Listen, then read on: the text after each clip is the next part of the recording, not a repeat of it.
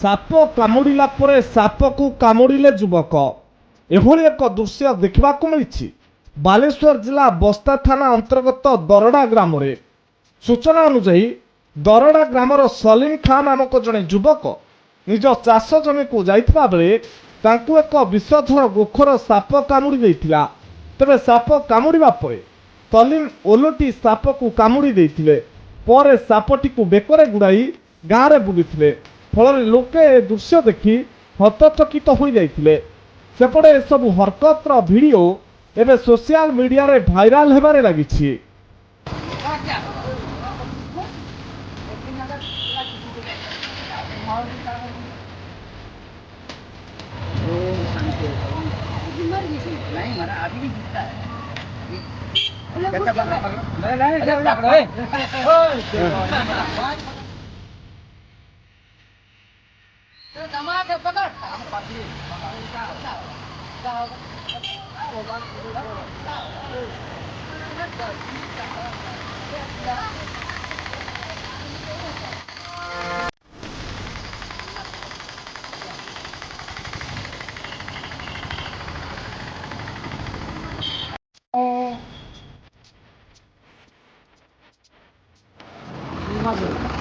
अरे तुरे मु भी तू मत काम मुझे काम नहीं मुझे काम नहीं इन्हें भी जान अच्छी अबे हाथ चल चल दो